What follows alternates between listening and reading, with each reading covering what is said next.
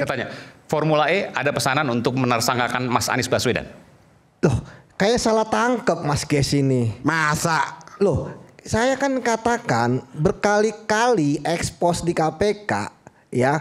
Kalau emang nggak ada bukti, ya nggak akan naik. Dan ada intervensi waktu itu. Kalau misalnya ada Dadap naik, memerintahkan, dadap naik. Enggak lah bang. Saya hafal tanggalnya. Bentar. Bentar, saya hafal tanggalnya. Bikin hal yang nggak benar, bahaya bang. Jumat itu kita sudah dengar info Anies akan ditersangkakan hari Senin. Tahun berapa itu? Tanggal kalau nggak salah tanggal 3 berapa? Oktober Enggak, tahun Bang. 2002. Sebentar. Salah itu. Bentar. Jumat itu. Lalu hari Minggu malam saya bertemu dengan Ketua DPD Sultra Nasdem Sultra. Hari Minggu malam maghrib itu saya ketemu di Plaza Senayan.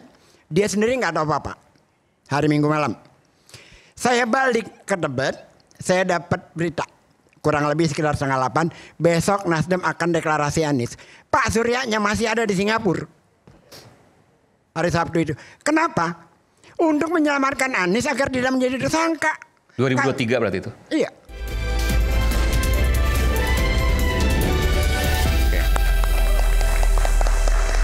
Oke. Dari tadi saya memang menunggu Bang Ges akhirnya bicara juga, ada kesempatan. Silakan Bang Ges. Makasih Aiman. Tapi saya mungkin menariknya agak jauh dulu nih Aiman. Yang tidak berhubungan tapi di ujungnya berhubungan. Oke. Karena kemarin ada di dalam keputusan hakim itu tertuang kalimat Tom Lembong lebih mendahulukan ekonomi kapitalisme dibanding ekonomi Pancasila. Nah dari situ nanti saya akan ketemu dengan, saya yakin sekali bahwa Tom Lembong itu lebih mengerti tentang ekonomi Pancasila dibanding hakim itu sendiri. Saya yakin itu. Tapi nanti saya ceritakan. Oke. Jadi begini, di tahun 80-an itu, pertengahan 80-an lah, saya menulis artikel di Jurnal Ilmu dan Budaya. Judulnya Barat dalam Pandangan Dua Tokoh, Fukuzawa Yukichi dan Sultan Takdir Adi Sabana. Karena dua tokoh itu sangat kuat sekali di dalam ingin mengadopsi budaya Barat di dalam sistem perekonomian, di dalam kebudayaan dan lain-lain. Di tengah saya menulis itu, tak lama kemudian Profesor Mubiarto menulis di Kompas Ekonomi Pancasila. Lalu ketika saya diundang ke Jogja oleh Andi Alfian Malarangeng karena saat itu ada seminar mahasiswa BISIP, sekalian saya datang ke kantornya Pak Mubiarto. Saya wawancara beliau di ruang kantornya itu namanya P3KP, Pusat Penelitian Pengembangan Kawasan dan Pedesaan. Karena saya tertarik sekali dengan konsepnya Pak Mubiarto, saya wawancara tentang apa dan bagaimana tentang ekonomi Pancasila. Lalu keluar buku dari Prof. Mubiarto tentang pengantar ilmu ekonomi Pancasila. Di situ menariknya buat saya, karena saat itu kan kita lebih agak ke kiri-kirian kan sebagai mahasiswa di zaman itu. Sekian puluh tahun kemudian, saya bertemu Tom Lembong setelah lama sekali. Bertemu Pak Mubiarto, sekian puluh tahun baru ketemu dengan Pak Tom Lembong.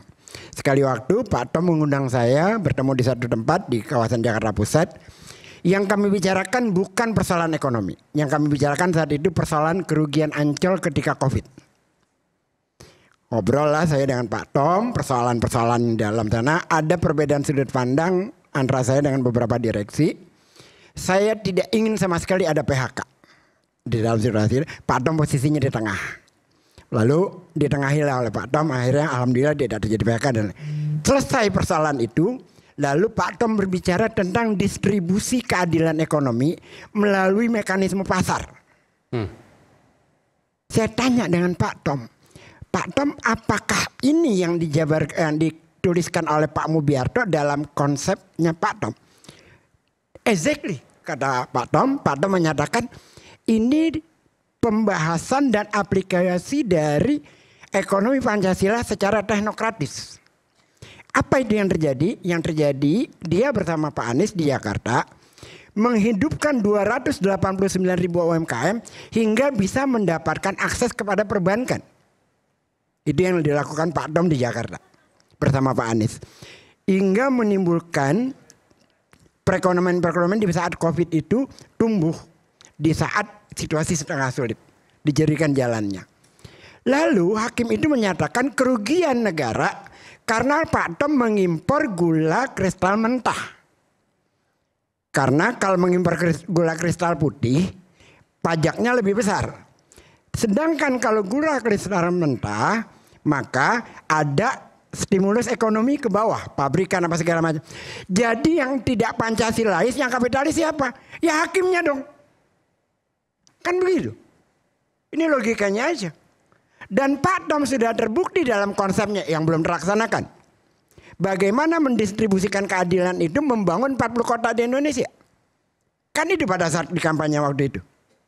Yang dia ingin sampaikan bagaimana keadilan terdistribusi. Iya. Ini dalam putusan hakim, logika saya terbantahkan apa yang dia katakan dengan apa yang dilakukan Pak Tom. Yang kedua, mohon maaf ya, saya kalau ngomong lugas-lugas saja. Kita yang di sini itu nggak ada apa-apanya dibanding Pak Tom. Secara integritas, dia pemilik megaplex, keluarganya pemilik kasur yang Anda pakai di rumah itu. Dia tidak butuh dengan uang receh di kompresi. Gak butuh dia. Dia masuk ke dalam politik, minta izin pada istrinya, mengatakan ini jalan Tuhan. Kenapa jalan Tuhan? Karena setiap orang beriman wajib melayani orang lain, terutama fokusnya dia dalam menjaga ekonomi. Itu alasan dia masuk ke politik, ya itu. Kalau soal kekayaan dia udah kaya banget, hidupnya udah selesai. Lalu kita yang di sini menilai ini ada niat korupsi, ini siapa lu dibanding Tom Lembong? Nggak ada.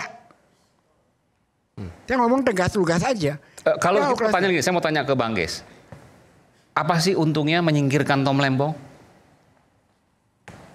Paling tidak begini. Kalau memang ini Anda anggap ada political trial, sidang peradilan sesat, ada hal-hal lain yang ingin dilakukan terhadap Tom Lembong, balas dendamkah atau apakah? Apa untungnya? Apa tujuannya?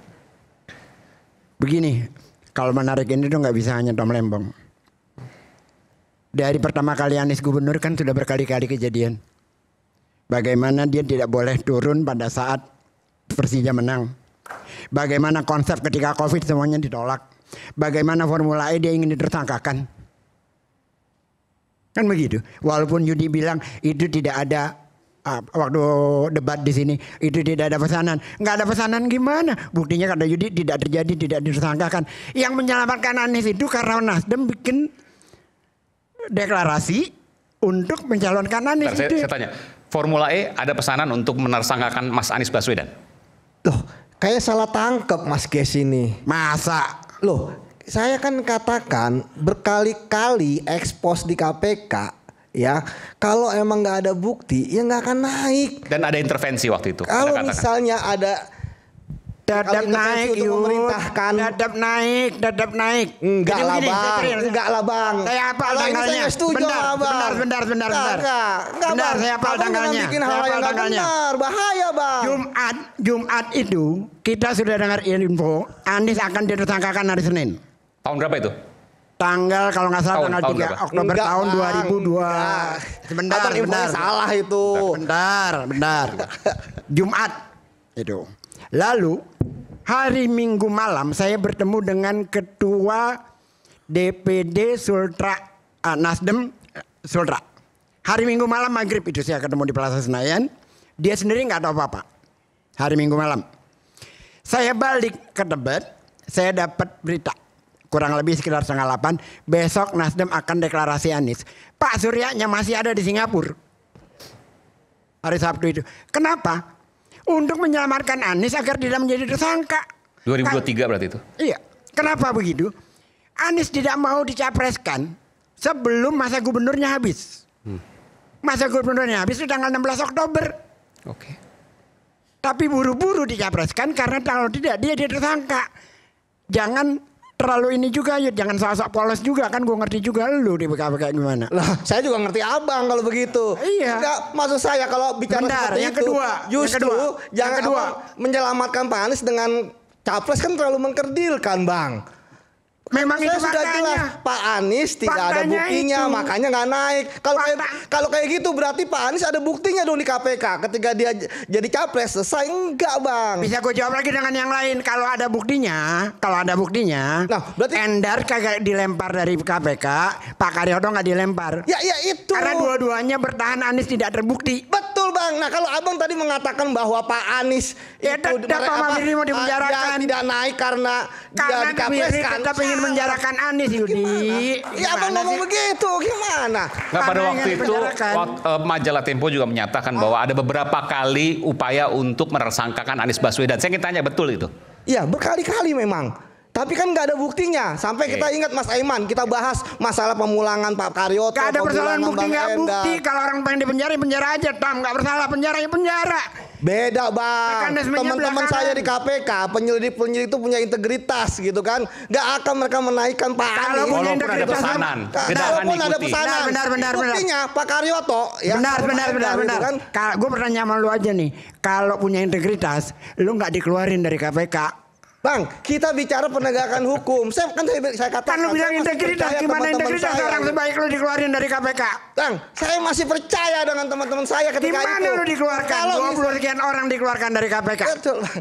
Lalu dikeluarkanlah Tapi ya isu sudahlah. Talibanisme dan Saya segala pikir sampai macam. saat ini Pak Anies nggak jadi tersangka kan? Berarti Ya karena buktinya nggak ada. Nasdem. Bagi saya ya udah. Karena Gitu Nasdem, kan. bukan karena di KPK, tapi karena diselamatkan Nasdem. Dan pada waktu itu Pak Karyoto juga menolak itu. Menolak. Jelas lah gitu kan? Yang menolak makanya dia dikeluarin. Iya. Sebelumnya dia dulu dikorbanin dari KPK.